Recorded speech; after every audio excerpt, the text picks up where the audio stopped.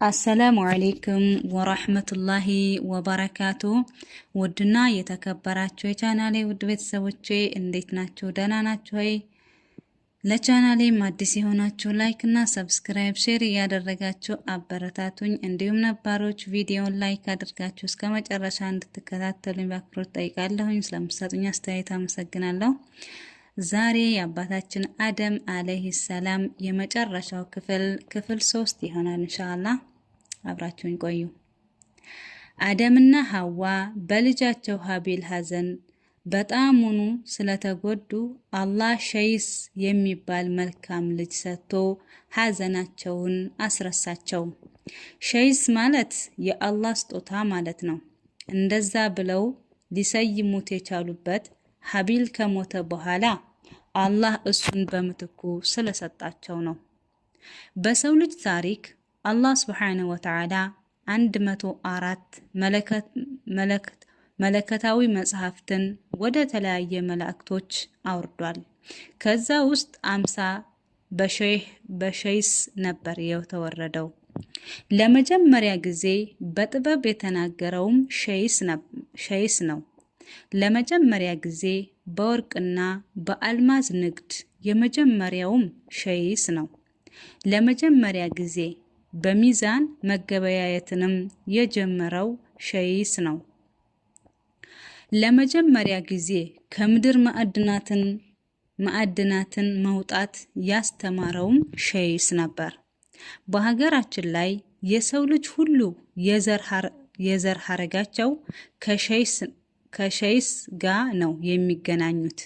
ምክንያቱም ሌሎቹ የአደም ልጆች ተበታትነው ቀሩ እንጂ አልተዋለዱም። በዚህ ሁኔታ ሳለ አንድ ቀን መለከል መውት ቀጠሮውን ጠብቆ አደምን ነፍሱን ለማውጣት ሲመጣ አደም አልሰማህም፣ ገና 40 ዓመት ይቀረኛል ብሎ ተሟገተ።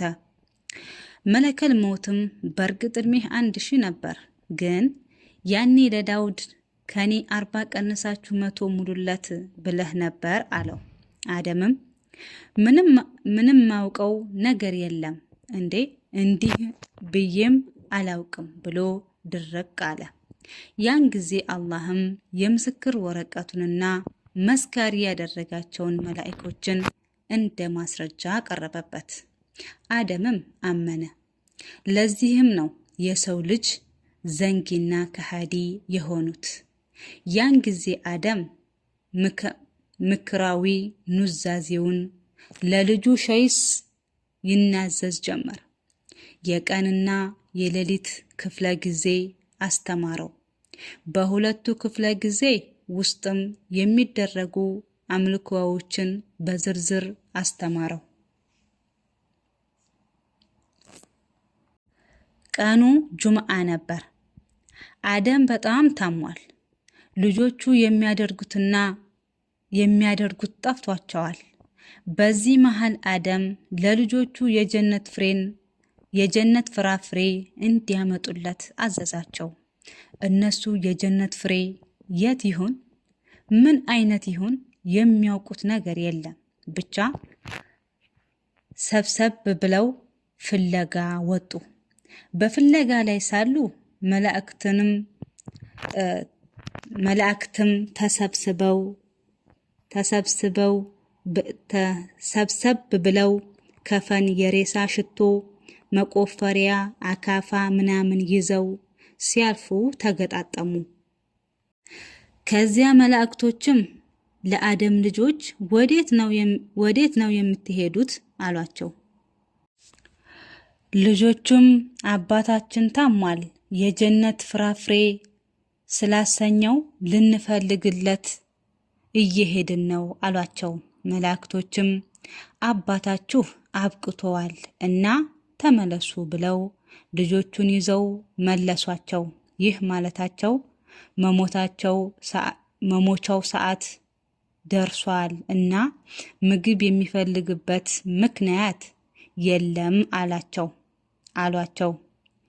መላእክትም የአደምን ሩህ ሊያወጡ በመጡ ጊዜ እናታችን ሐዋ አወቀቻቸው። እናም አደምን የሙጥኝ ብላ አቀፈችው።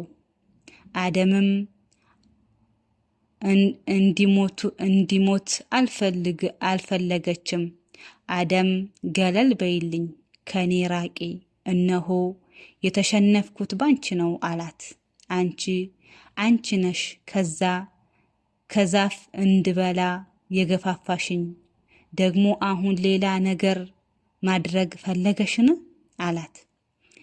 እኔን እና የጌታዬን መላእክትን ተይን አሏትና በ960 ዓመቱ ከዚች ምድር እስትንፋሱን አወጧት። ከዚያም መላእክት የአደምን አስክሬን ወሰዱና አጥበው ከፍነው ሽቶ ቀብተው ሰገዱበት። ባዘጋጁለት ቀብር ውስጥ ልጆቹ እያዩ አስገብተውት አፈር መለሱበት። ከዚያም መላእክት እናንተ የአደም ልጆች ሆይ ይህ ከአሁን በኋላ ሙታናችሁን የምትቀብሩበት ስነ ስርዓት ብለዋቸው ሄዱ። አደም ከሞተ በኋላ ሐዋም ከ1 ዓመት በኋላ ባልተቤቷን ተከተለችው። ከዚች በኋላ ዱንያ መስመሯን ይዛ የአደምን ልጆች ችግር ልታስተምራቸው ነው። አደም እና ሐዋ ከሞቱ በኋላ የአደም ልጆች ኃላፊነት ሙሉ በሙሉ ሸይስ ላይ ወደቀ። ሸይስ በጥሩ ሁኔታ የአደምን ልጆች ካስተዳደራቸው በኋላ የሱም የሞት ጽዋ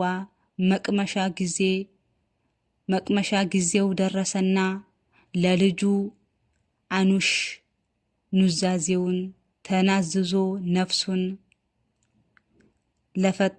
ለፈጣሪው አስረከበ። የሸይስ ልጅ አኑሽም በጥሩ ሁኔታ ኃላፊነቱን ከተወጣ በኋላ የሱም የዱንያ መሰናበቻ ጊዜም ደረሰና እሱም ለልጁ ቀይኑን ኃላፊነቱን አስረክቦ ዱንያን ተሰናበተ። አሁንም የአደም ልጆች በጣም እየተበራከቱ መጥተዋል። ቀይኑም ከባዱን ኃላፊነቱን ተሸክሞ ከቆየ በኋላ ለልጁ መሕላዩን መሪነቱን አስረክቦ አያቶቹ የቀመሱትን ጽዋ ቀመሰ። አሁን ተራው የመህልዩል ነው። መህልዩል በጣም ጀግና ነበር። ወንድነት ይታይበታል። ለመጀመሪያ ጊዜ ዛፍ የቆረጠውም እሱ ነበር። ትላልቅ ህንፃዎችንም ከእንጨት በመገንባት ምርጥ ከተማም መስርቷል። የባቢሎን ከተማ እና አቁሳን የቆረቆረውም መህልዩል ነው። በጣም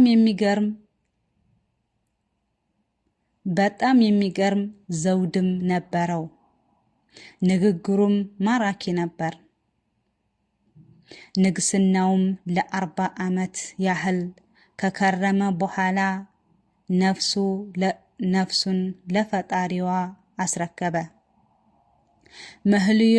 መህልዩል ከሞተ በኋላ ልጁ የርድ አባቱን ዙፋን ያዘ። እሱም ለተወሰነ ጊዜ አስተዳደረና ቦታውን ለልጁ ኸሉኽ ኢድሪስ አለይሂ ሰላም አስረክቦ የሞትን መንደር ተቀላቀለ። ውድና የተከበራችሁ የቻናሌ ውድ ቤተሰቦቼ የአደም ታሪክ በዚህ መልኩ ይፈጸማል እና ውዶቼ ያው የተለያዩ የሙሐደራ የተለያዩ ብዙ ታሪኮች አሉና አዳምጧቸው። ብዙ አሉ ሐቂቃ በጣም የሚማርኩ በጣም ደስ የሚሉ እና ውዶቼ የአደም አባታችን አደምና የሐዋ በዚህ መልኩ ይጠናቀቃል። ኢንሻአላህ ደግሞ በቀጣይ ደግሞ የእድሪስ አለይሂ ሰላም የነብዩላህ እድሪስ አለይሂ ሰላም ታሪክ እስተምንገናኝ ማለት ነው። በያላችሁበት የአላህ ሰላምና እዝነት አይለያችሁ። ላለሁኝ አሰላሙ አሌይኩም ወራህመቱላሂ ወበረካቱ።